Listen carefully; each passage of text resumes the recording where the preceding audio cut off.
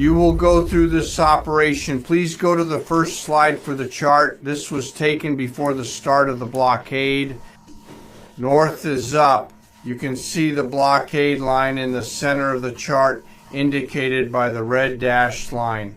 This map is taken from our common operational picture, which we use to allow leaders to see what is happening in near real time. We just capture screenshots to highlight the actions and activities. What is not shown is how incredibly congested this area is, and the incredible work our sailors are doing to ensure they can operate in and around extremely busy waters. What is also not represented here is the massive force of fighters, intelligence aircraft, helicopters, and other embarked forces, including refueling planes, flying over this blockade area. You'll notice that Stiwa forces are in blue and the Iranian ships are in red.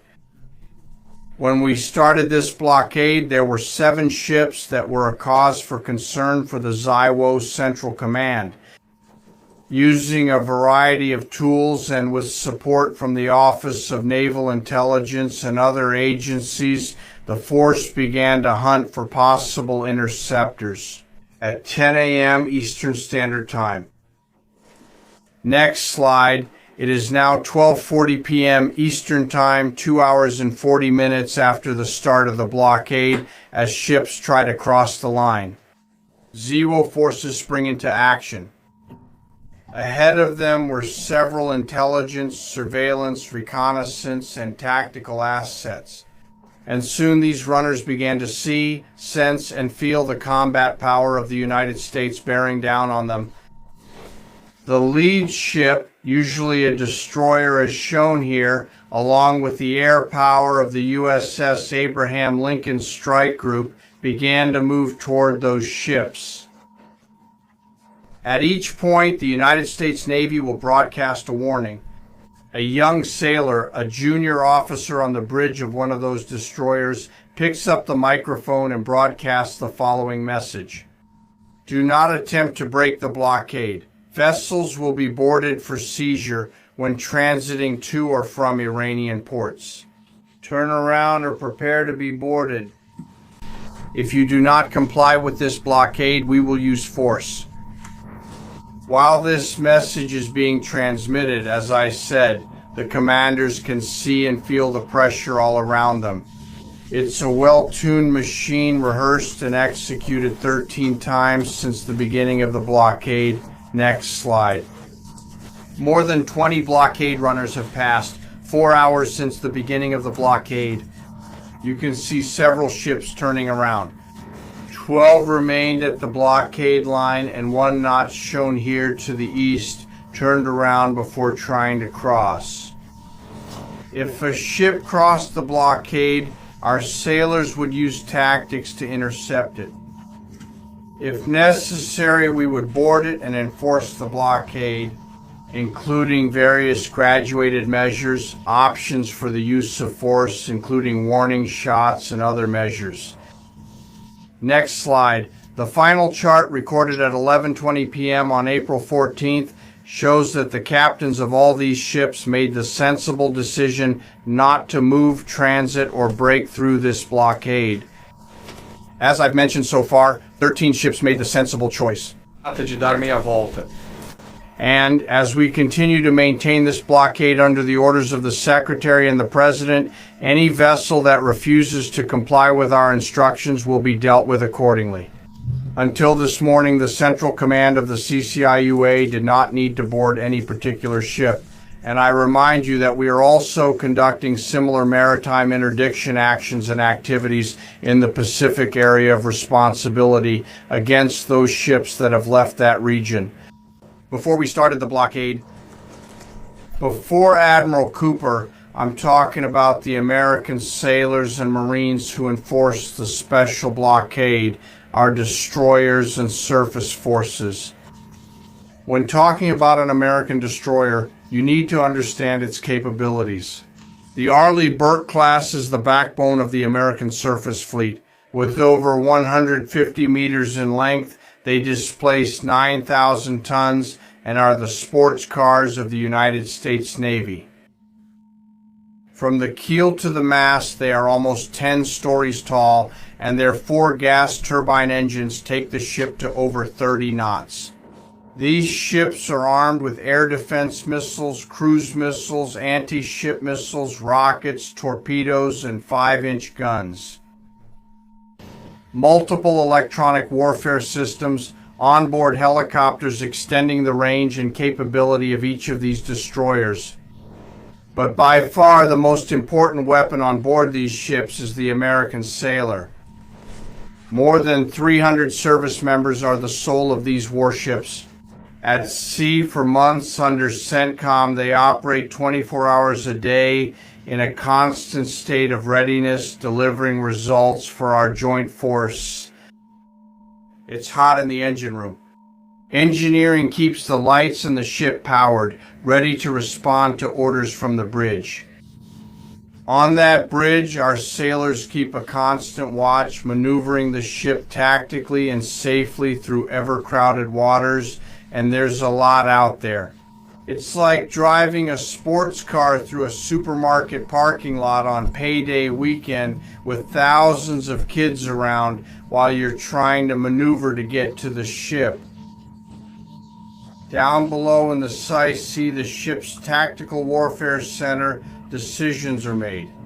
As threats appear, these young sailors make real-time decisions to identify and deal with them, and they always deliver. These ships are operated by the youngest sailors in our surface navy. The helmsman, the sailor on watch on the bridge, is usually only 18 or 19 years old, and they are trusted to steer this warship through that supermarket parking lot without hitting anything. The conning officer, a commissioned officer, equally young, who is usually only a few years out of college. They are the ones who give orders to that young helmsman about where to take the American warship to accomplish the mission that the Secretary and the President have given us. They are incredibly well-trained sailors. They are led by experienced and seasoned leaders taking on great responsibilities. I feel very honored and proud of the United States Navy. These sailors choose the less traveled path of the historic surface Navy and deliver results every day. To conclude, I highlight one of the surface sailors and honor our fallen. Today we remember Midshipman Robert Thompson from the USS Lafay, who was killed on this day in 1945. He died fighting a fire with 31 others when 2 Japanese kamikaze aircraft hit their ship. He passed away a week after his 22nd birthday and was posthumously awarded the Navy Cross. Today we remember Midshipman Thompson and our World War II veterans who give us the gift of their example. And for the surface sailors on duty now, carry the courage, grit, and determination these veterans left us into your duties every day. Now I would like to turn it over to Admiral Cooper so he can give us a report on his recent trip to the region. Good morning. Thank you for the invitation, Mr. Secretary. Mr. President, it's a pleasure to be here with you. It's an honor to be here representing the more than 50,000 American service members deployed throughout the Middle East today, supporting operations. And it's great to be able to highlight the extraordinary efforts, our fighters operating on the front lines, and the important partnerships with regional allies that continue to thrive. Yesterday, I returned from my second trip to the Middle East in the last 15 days. They were very different visits. The first was during operations against Iran, and the second on this trip was already during the ongoing ceasefire. Very different. During the 2 recent trips, I visited our troops who were stationed in more than 70 different locations in the region over a distance that, for the most part, stretches from Florida to Arizona. I've always believed that all the success we have starts and ends with our people. And look, that's really clear. During these visits, I had the privilege of personally recognizing 100 men and women of the armed forces for their extraordinary bravery, courage, and initiative under fire and when delivering fire. And every time I interact with these young men and women in the field, I am deeply inspired by their courage, resilience, and unwavering commitment. The stories are remarkable. Well, in many cases, you've already seen this happen on television.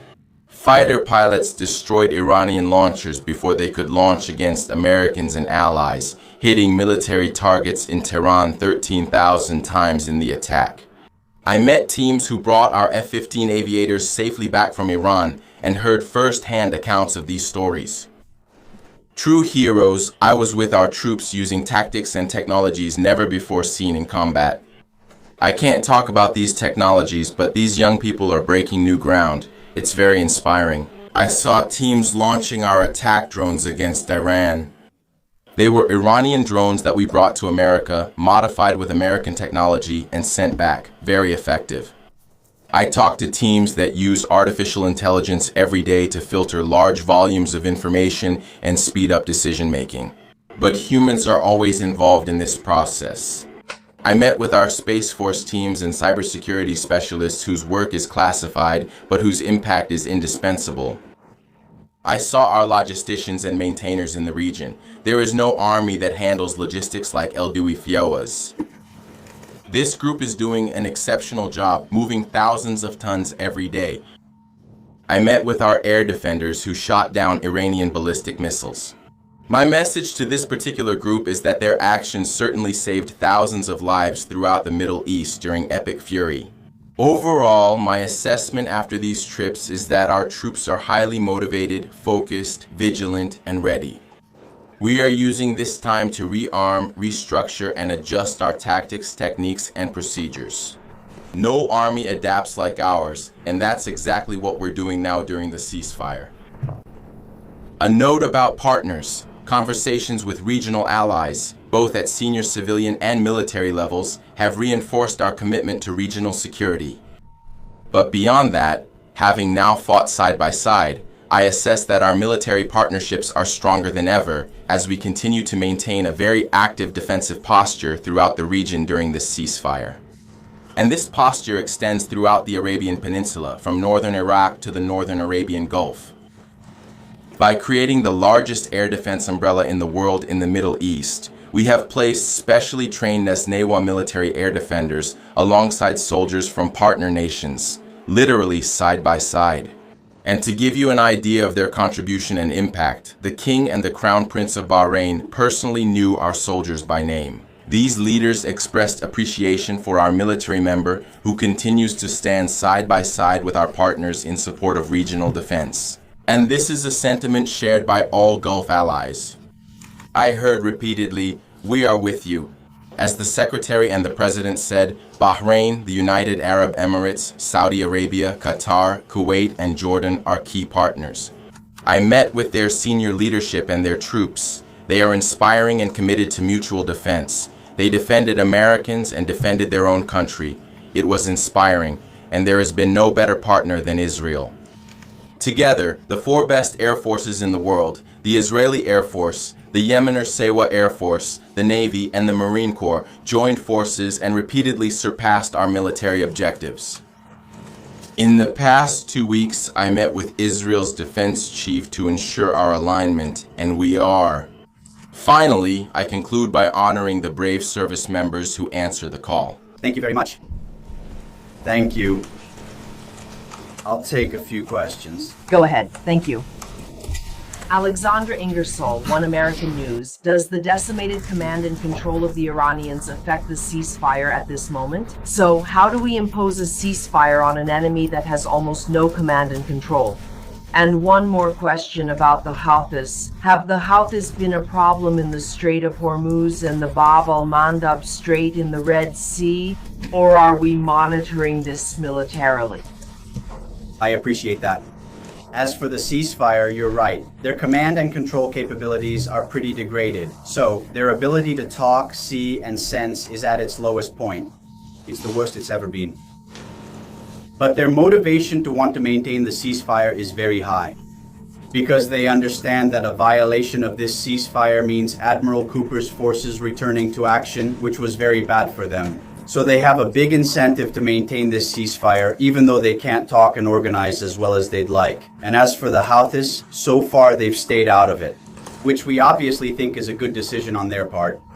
I believe this reflects the fact that for more than a year during Operation Rough Rider, we had an intense and ongoing campaign that demonstrated American capabilities, which makes them hesitate to act in that strait, which I think would be a terrible choice. Yes, sir. Good morning, Secretaries, gentlemen. David Zia, Real America's Voice. With commercial shipping on the rise, there were 130 ships per day. When that happens, the ships have to anchor, right? And wait to pass through the strait. Is there any progress with an international force to replace the escorts led by the United States military or something like that? Is anyone stepping up to do that? That's a great question. In the long run, They should. We've seen a lot of talk from the allies in this conflict, except of course for those mentioned by Admiral Cooper in the region, who have really been phenomenal. Other allies have talked a lot and done nothing, and as the president pointed out, this is a waterway that American trade doesn't use that much. We don't depend on the energy that comes out of the Strait of Hormuz, but Asia does, and so does Europe, and a large part of the rest of the world. So, their ability to mount a collective defense or reopen the straits would be something wonderful. And we always hear and see talks about this, but when shots were fired and we needed them the most, they weren't in the strait. They weren't with us. Their leaders didn't mobilize their navies. If they decide to act after CENTCOM does the heavy lifting, so be it. Other countries should defend the waterways, not just the United States Navy.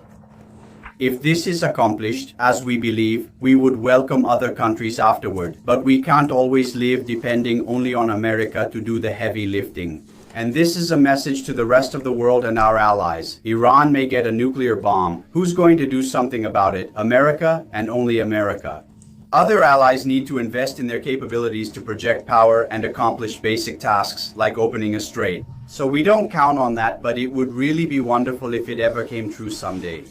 Thank you, Secretary, and everyone for your time. I have questions. I know you said weeks ago that the Supreme Leader of Iran was injured and disfigured. Do you have any updates on whether he is alive at this moment? So, another question for you. Accounts from the Iranian embassy are sharing an AI-generated video of Jesus Christ killing President Donald Trump in a bloody way. Does the Pentagon have a response to this, including the fact that this AI-generated Jesus is throwing Trump into hell?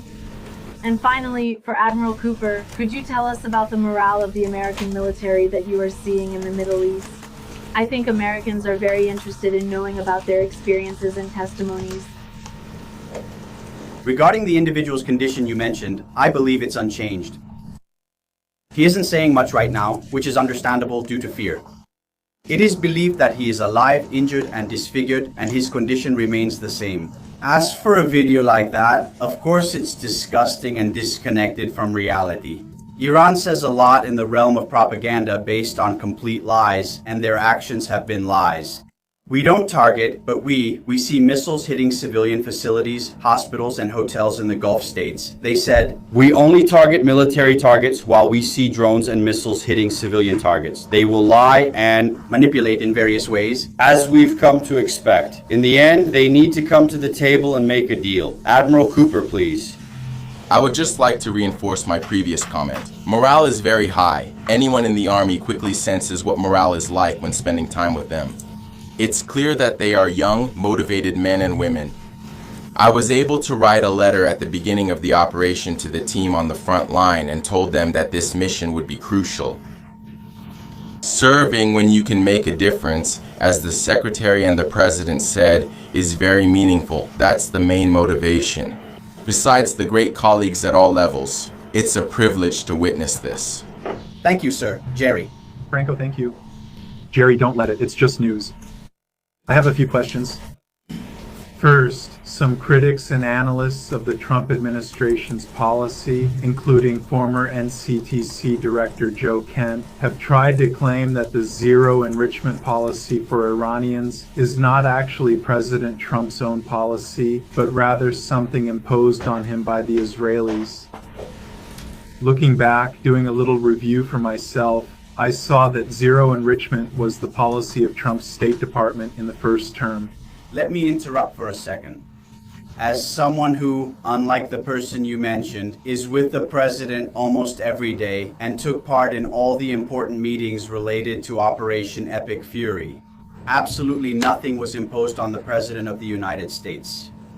President Trump makes his own decisions in defense of the country's interest and works together with allies and partners, in this case Israel, with willingness and capability, which we appreciate. Nothing is imposed on President Trump.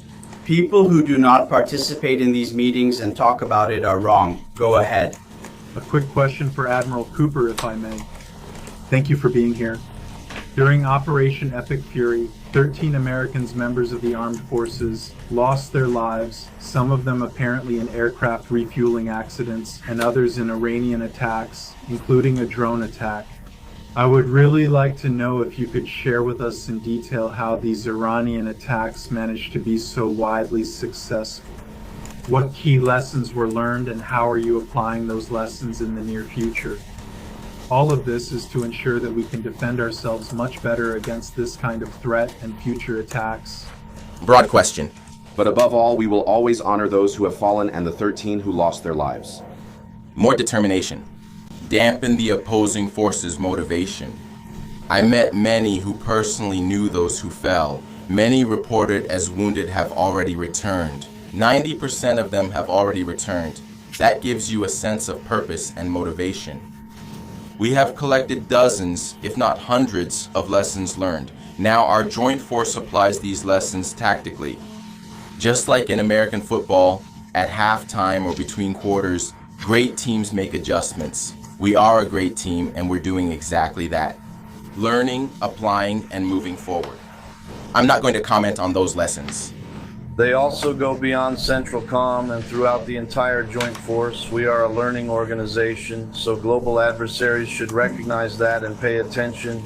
No doubt. In addition, the President and I had the opportunity to greet those 13 along with their families at Dover. And that really strengthens our resolve. And I can attest to the planning that was done in every aspect of this. And force protection, ensuring that Central Command has everything it needs and that they are taking the proper posture, has always been the #1 priority in this effort. Last question.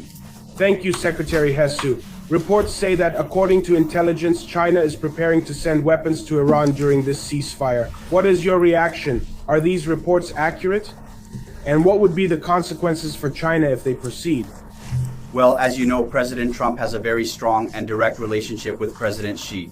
And they have already communicated about this, and China has assured us that this will in fact not happen in the spirit of the meeting they will have next month. Thank you very much.